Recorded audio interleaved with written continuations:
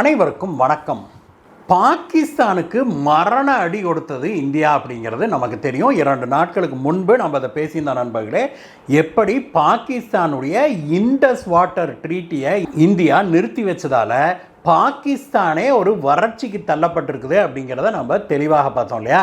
இப்போ பாகிஸ்தானுக்கு அடுத்தது பங்களாதேஷுக்கும் இதை போலவே ஒரு மிகப்பெரிய அடியை கொடுப்பதற்கு இந்தியா தயாராகி வருது. இதற்கான விஷயங்களை ஏற்கனவே பங்களாதேஷ்கிட்ட இந்தியா கம்யூனிகேட் பண்ணிருச்சு அப்படின்னும், அதை கேட்ட பங்களாதேஷ், குறிப்பாக அந்த நாட்டு ஏழ்ற யூனுஸ் இப்பொழுது பாரத பிரதமர் திரு மோடி அவர்கள்கிட்ட மண்டியிட்டு, ஐயா சாமி இதை மட்டும் செஞ்சிடாதீங்க அப்படின்னு சொல்லி கெஞ்சுவதாக நமக்கு நம்ப தகுந்த வட்டாரங்கள்லேருந்து தகவல்கள் வந்திருக்குது நண்பர்களே.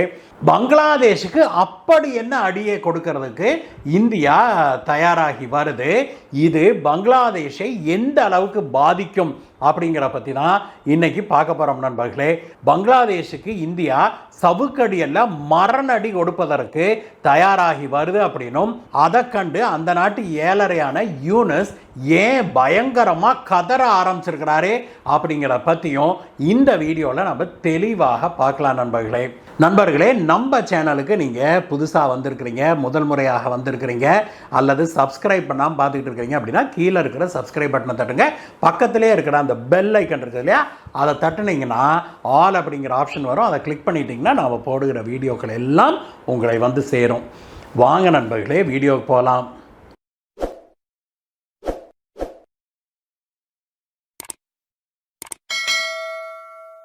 நண்பர்களே, அடுத்த ஆண்டு இந்தியாவுக்கும் பங்களாதேஷுக்குமான ஒரு மிக முக்கியமான ஒரு ஒப்பந்தம் முடிவுக்கு வருது.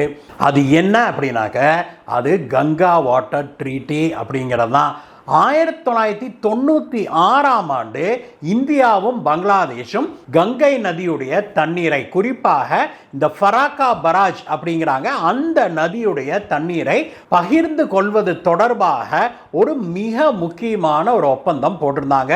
அது 30 வருட காலத்துக்கு அந்த ஒப்பந்தம் நடைமுறையில் இருக்குது நண்பர்களே. அடுத்த வருடம் 2026 வருடம் அது முடிவடையுது. அதற்குள்ளாக இதை நாம் புதுப்பிச்சுக்கணும் அப்படின்னு சொல்லி இந்தியா தான் பங்களாதேஷ்கிட்ட இது வரைக்கும் பல முறை சொல்லியிருந்தது. ஆனால் பங்களாதேஷோ அப்படி இப்படின்னு பிழுக்கிட்டு உட்கார்ந்துருந்ததை நம்ம பார்த்தோம். ஆனால் பாகிஸ்தானுக்கு இந்தியா ஒரு மரண அடி விட்டது இல்லையா. என்னது, இண்டஸ் வாட்டர் ட்ரீட்டியை நம்ம நிறுத்தி வச்சோம் இல்லையா. அந்த ட்ரீட்டியை நம்ம நிறுத்தி வச்ச உடனேயே பங்களாதேஷ் கொஞ்சம் ஆடி போயிடுச்சுன்னே சொல்கிறாங்க. அது மட்டும் இல்லை, இந்த இண்டஸ் வாட்டர் ட்ரீட்டியை நம்முடைய முதல் பிரதமரான ஜவஹர்லால் நேரு தான் அப்படி பறந்து போய் பாகிஸ்தானில் போய் உட்காந்து கையெழுத்து போட்டார். அதில் பல குறைபாடுகள் இருக்குது நண்பர்களே. மிக முக்கியமாக அதில் என்ன அப்படின்னா, நாம் எந்த ஒரு அக்ரிமெண்ட் போட்டாலும் அதுக்கு ஒரு காலக்கெடுன்னு ஒன்று இருக்கும் இல்லையா. நம்ம சாதாரணமாக ஒரு இடம் வாங்குறதுக்கு ஒரு அக்ரிமெண்ட் போட்டோம்னா கூட நமக்கு அதுக்கு ஒரு டைம் கொடுப்போம். 3 மாதமோ 6 மாதமோ ஒரு டைம் இருக்கும். அதற்குள்ளாக அந்த அக்ரிமெண்ட்டை நம்ம செயல்படுத்த வேணும். அது முடிஞ்சதுன்னா அந்த அக்ரிமெண்ட் செல்லுபடியாகாமல் போயிடும். கரெக்டாக? அந்த மாதிரி இண்டஸ் வாட்டர் ட்ரீட்டி இந்தியாவுக்கும் பாகிஸ்தானுக்கும் இடையிலே போகிற அந்த 6 ஆறுகளை மேனேஜ் பண்ணுவதற்கான, அந்த தண்ணீரை மேனேஜ் பண்ணுவதற்கான ட்ரீட்டி. அந்த ட்ரீட்டி அக்ரிமெண்ட்டுக்கு ஒரு கால வரையறை இருக்கணுமா வேண்டாமா? ஆனால் நம்முடைய முதல் பிரதமர் அன்றைக்கு என்ன நினைத்தாரோ தெரியல, அந்த மனுஷன் போய் ட்ரீட்டியில் கையெழுத்து போடுறாரு. அந்த அக்ரிமெண்ட்டில் காலக்கெடுவே கிடையாது. அதாவது இன் பெர்பெச்சுவிட்டி, அதாவது இந்த பூமி உள்ள அளவுக்கும் இந்த ட்ரீட்டி நடைமுறையில் இருக்கும் அப்படின்னா பார்த்துக்கோங்களேன். அப்படி ஒரு அக்ரிமெண்ட்டில் நம்ம போய் அது இங்கேருந்து அங்கே பறந்து போய் பாகிஸ்தானில் உட்காந்து கையெழுத்து போடுறாரு. அவன் தான் நம்மளையும் கெஞ்சிக்கிட்டு இருந்தான், எனக்கு தண்ணி கொடுங்க தண்ணி கொடுங்கன்னு. அதை பெருந்தன்மையாக பெரிய மனுஷத்தனமாக இங்கே உட்காந்துட்டு, இங்கே வா, நான் சொன்ன வயசுலாம் கேட்பையா, ஒழுங்கு மரியாதையாக இருந்தீங்கன்னா தண்ணி விடுவோம், இல்லைன்னா இல்லை, இதுதான் என்னோட டேர்ம்ஸ் அண்ட் கண்டிஷன்ஸு, என்னைக்காவது இந்தியா கிட்ட வாலாட்டினேன்னா நொறுக்குன்னு அப்படி தண்ணி நிறுத்திவிடுவோம் நாங்கள் அப்படின்னு சொல்கிறத விட்டுவிட்டு அவன் கேட்டதுக்கெல்லாம் மண்டையாட்டிக்கிட்டு அவனுக்கே முக்காவாசி தண்ணியையும் விட்டு கொடுத்துவிட்டு அந்த 6 நதிகளில் வெறும் 10% தண்ணியை தான் நாம் யூஸ் பண்ணுற அளவுக்கு வச்சுக்கிட்டு அவனை தொங்கிட்டு இருக்கிற மாதிரியான ஒரு அக்ரிமெண்ட்டில் நம்முடைய முதல் பிரதமர் ஜவஹர்லால் நேரு அங்கே போய் அவன் நாட்டில் போய் உட்காந்து கையெழுத்து போட்டு வந்தார். ஏங்க, நம்மகிட்ட யாராவது ஒரு பொருளை வாங்க வந்தால் நம்ம வீட்டுக்கு அவங்க வருவாங்களா, இல்லை நாம் அவங்க வீட்டில் போய் நின்றுக்கிட்டு ஐயா சாமின்னு கெஞ்சி கூத்தாடிக்கிட்டு வாங்கிக்க நாம் கையெழுத்து போட்டு வருவோமா? நான் கொடுக்குறேன் உனக்கு ஃப்ரீயாக கொடுக்குறேன்லாம் கையெழுத்து போட்டு வருவோமா என்ன? அப்படித்தான் பண்ணியிருந்தார். காஷ்மீரில் பஹல்காம் தீவிரவாத தாக்குதலை பாகிஸ்தானியர்கள் நடத்திய பிறகு இந்தியா அந்த இண்டஸ் வாட்டர் ட்ரீட்டியை நாங்கள் நிறுத்தி வைக்கிறோம்ட்டாங்க. எப்படி அந்த ட்ரீட்டி தான் இன் பெர்பச்சுவிட்டி, அதாவது பூமி உள்ளளவும் அந்த ட்ரீட்டி இருக்கும்னு சொல்லியிருந்தா இல்லையா? உலகத்தில் யாருமே இப்படி கையெழுத்து போட்டதாக சரித்திரமே கிடையாது.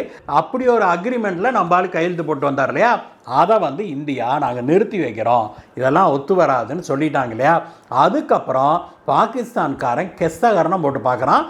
இன்னைக்கு வரைக்கும் இந்தியாவை அசைக்க முடியல. இதில் என்ன ஒரு நல்ல விஷயம்னா, இந்த பிரச்சனையால் இந்தியாவுக்கு நிறைய படிப்பினைகள் கிடச்சிருக்குது அப்படிங்கிறதான். நாம் என்னெல்லாம் செய்யக்கூடாது, நாம் ஒருத்தருக்கு ஒரு பொருளை கொடுக்குறோம் அப்படின்னா நம்மளை நாம் முதல்ல சேஃப்கார்ட் பண்ணிக்கணும். எதையெல்லாம் நாம் கொடுக்கலாம், எதை கொடுக்கக்கூடாது. நம்ம தமிழில் சொல்லுவோம் இல்லையா, பாத்திரம் அறிந்து பிச்சை போடு அப்படின்னு. அப்புறம் தனக்கு மிஞ்சினது தான் தானமும் தர்மமும்னு. இந்த ரெண்டையும் நம்ம உணர்ந்திருந்தோம்னாலே இந்த இண்டஸ் வாட்டர் ட்ரீட்டியை நம்ம போட்டிருக்கவே மாட்டோம். நல்ல வேலையாக பங்களாதேஷ் கூட 1996 நாம் போட்ட ட்ரீட்டி 30 வருஷத்துக்கானது. ஆனால் இப்பொழுது இந்தியா என்ன சொல்லுது, அடுத்த வருஷம் ட்ரீட்டி முடிய போகுது இல்லையா, அதை நாம் ரிவைஸ் பண்ணி ஆக வேணும் அப்படின்னு சொல்லி இந்தியா பல கண்டிஷன்களை போட்டிருக்குது. மிக முக்கியமான கண்டிஷன் என்ன அப்படின்னா, அடுத்தது நாம் எக்ஸ்டெண்ட் பண்ணோம்னா 15 வருடங்களுக்கு மேலே நாங்கள் கொடுக்க மாட்டோம், 15 வருஷத்துக்கு அப்புறம் நீ ரிவைஸ் பண்ணியே ஆகணும்டா அப்படின்னு சொல்லி மிக முக்கியமான ஒரு கண்டிஷனை போடுறோம். இரண்டாவது கண்டிஷன் என்ன போடுது இந்தியா அப்படின்னா, இப்பொழுது பங்களாதேஷுக்கு கொஞ்சம் ஆதரவாக தான் இந்த அக்ரிமெண்ட் இருக்குதுன்னே சொல்லுவோமே. இந்த கங்கா வாட்டர் ட்ரீட்டி அக்ரிமெண்ட்டு, அதில் பல மாற்றங்களை செய்வதற்கு இந்தியா முன்னெடுத்திருக்குது. மிக முக்கியமான அடுத்த மாற்றம் இதில் என்ன அப்படின்னாக்க, அந்த நீர் அளவு, நீர் பங்கீட்டின் அளவு இருக்குது இல்லையா, அது இப்போது மழை காலத்தில் வெள்ள காலத்தில் நம்ம யாரும் எதை பற்றியும் கவலைப்பட போகிறதில்ல. இப்போ கர்நாடகாவும் தமிழ்நாடும் இருக்கிறத போல் வெள்ளம் வந்ததுன்னா யார் என்ன பண்ண முடியும் அப்படின்னு கையை விரிச்சுக்கிட்டு எல்லாத்தையும் திறந்து விட்டு போயிடுறோம்.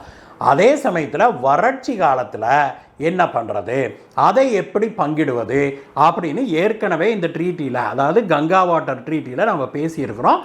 ஆனால் இந்த முறை இந்தியா என்ன சொல்லுது, வருடத்தில் 3 மாதங்கள் இந்தியாவில் நீர் பற்றாக்குறை இருக்கிற மாதங்களில் இந்த ஃபராக்கா பராஜ் நதியில் நமக்கு அதாவது இந்தியாவுக்கு மேலும் 35,000 கன அடி நீர் தினசரி நமக்கு கிடைக்க வேணும் அப்படின்னு சொல்லி இந்தியா சொல்லியிருக்குது.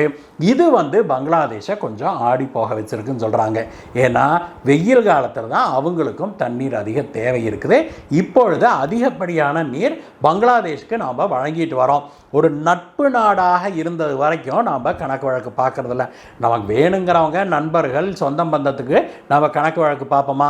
பார்க்க மாட்டோம். ஆனால் அவன் என்னைக்கு நமக்கு எதிராக திரும்புகிறானோ அன்றைக்கி எல்லா கணக்கு வழக்கும் பார்ப்போம்.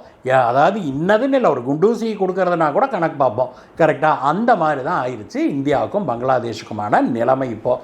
அதனால் கங்கை நதிநீர் பங்கீட்டு அக்ரிமெண்ட்டை நாம் ரிவைஸ் பண்ணும்போது உங்களுக்கு 15 வருஷத்துக்கு மேலே அடுத்த தடவை நாங்கள் எக்ஸ்டென்ஷன் கொடுக்க மாட்டோம்.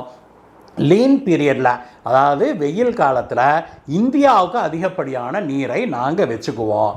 இது மட்டுமல்ல, பங்களாதேஷ் இந்தியாவுக்கு எதிராக போகக்கூடாது, போக முடியாது அப்படிங்கிற அளவுக்கு பல கண்டிஷன்களை இந்தியா உள்ளே புகுத்தி இருப்பதாக சொல்லப்படுது நண்பர்களே. இப்போ இந்த 7.5 யூனிட்ஸ் உட்கார்ந்துருக்கிற மாதிரி இதை விட பெரிய 7.5 ஏதாவது வந்ததுன்னு வைங்க, அப்போ கூட இந்தியா அவங்களுக்கெல்லாம் நல்லது செய்யணுமா அப்படிங்கிற கேள்வி எழுது இல்லையா? அதுக்கெல்லாம் இப்போயே நாம் செக் வைக்க ஆரம்பிச்சிருக்கிறோம். அதற்கான கண்டிஷன்களை போட ஆரம்பிச்சிருக்குது இந்தியா. அப்படிங்கிறது நம்ம காதுகள் கேட்டது. இந்த கண்டிஷனை எல்லாம் பார்த்து தான் இன்னைக்கு பங்களாதேஷ் ஆடி போயிருக்குது அப்படின்னே சொல்கிறாங்க. அந்த நாட்டு ஏழ்ற யூனுஸ் இப்பொழுது தினம் இந்திய அதிகாரிகளை தொடர்பு கொண்டு நம்ம பேச்சுவார்த்தை நடத்திக்கலாம், எதா இருந்தாலும் சுமூகமாக பேசி தீர்த்துக்கலாம் அப்படின்னு பேசி வருவதாக சொல்லப்படுது நண்பர்களே. ஆனால் அந்த சனியை யூனுஸ் ஏழ்றையை நாம் நம்பவே முடியாது அப்படிங்கிறது தெளிவாகுது. அந்த ஆளுடைய நடவடிக்கைகள் எல்லாமே இதுவரைக்கும் அப்படித்தான் ஒரு நம்பகத்தன்மை இல்லாத மாதிரி தான் இருக்குது. அதனால் இந்தியா கண்டிப்பாக கடுமையாக நடந்து கொள்ளும் அப்படின்னு எதிர்பார்க்கப்படுது. எது எப்படி இருந்தாலும் நண்பர்களே, இந்தியாவை பொறுத்த வரைக்கும் இனிமேலும் ஊருக்கெல்லாம் நல்லவனாக நம்ம வாழ முடியாது அப்படிங்கிறதை நாம் உணர்ந்திருக்கிறோம் அப்படின்னு தான் சொல்லணும். நம்முடைய முதல் பிரதமர் திரு ஜவஹர்லால் நேரு பிரதமராக இருந்தது வரைக்கும் அவர் என்ன நினச்சார்னா, ஊருக்கெல்லாம் நம்ம நல்லவனாக இருந்தால் நம்மளை தலைவனாக தலையில் தூக்கி வச்சுக்கிட்டு தோளில் தூக்கி வச்சுக்கிட்டு கொண்டாடுவாங்க அப்படிங்கிற ஒரே குறிக்கோளோட இந்தியாவுக்கு தேவையானது, இந்தியாவுக்கு அத்தியாவசியமானது, இந்திய மக்களை பாதுகாக்க வேண்டியது அப்படிங்கிறது எல்லாத்தையும் மறந்துக்கிட்டு ஊருக்குள்ளே நம்ம வெள்ளையும் சொல்லையுமா தெரியணும்டா சாமி, ஊருக்குள்ளே நம்ம பெரிய ஆளாகணும் அப்படிங்கிற ஒரே குறிக்கோளோடு இருந்ததுனால இன்றைக்கு இந்தியா எதிர்கொள்கிற பல பிரச்சனைகள், பெரும்பாலான, அப்படி கூட சொல்லக்கூடாது, பெரும்பாலான பிரச்சனைகள், அது காஷ்மீர் இருந்தாலும் சரி, அது காஷ்மீர் பிரச்சனையிலிருந்து ஆரம்பித்து சைனா பிரச்சனை வரைக்கும் போய் திபேத் பிரச்சனைக்கு வந்து இந்த பக்கம் கொக்கோ ஐலண்ட்ஸ் பர்மா பிரச்சனை வரைக்கும் வந்து பங்களாதேஷ் பிரச்சனை வரைக்கும் வந்தாலும் கூட எல்லாமே வந்து இந்த பிரச்சனையுடைய அடி வேறு எங்கே இருக்குதுன்னா அங்கே தான் இருக்குது. இதில் நாம் வெள்ளையும் செல்லையுமா தெரியணும் அப்படின்னா அன்றைய காலகட்டத்தில் இருந்த தலைவர்கள் நினைத்தது தான் பிரச்சனையாக இருந்திருக்குது. அதனால் அதையெல்லாம் நாம் வந்து இனி அடித்து நவுத்திவிட்டு இனி இந்திய மக்களுக்கு எது நல்லதோ அதை மட்டும்தான் செய்வோம் அப்படின்னு பாரத பிரதமர் திரு நரேந்திர மோடி அவர்கள் தெளிவான சீரான தொலைநோக்கு பார்வை கொண்ட முடிவுகளை எடுத்துக்கிட்டு இருக்கிறாரு அப்படிங்கிற பார்க்குறோம். இப்படிப்பட்ட தலைவர் ஒருத்தர் கிடைக்கிறதுக்கு உண்மையிலேயே நாம் பாக்கியம் செஞ்சுருக்க வேணும். இந்த வீடியோவை பற்றிய உங்களுடைய கருத்துக்களை சொல்லுங்கள் நண்பர்களே. மீண்டும் உங்களை வேறு வீடியோ சந்திக்கிறேன். Bye bye.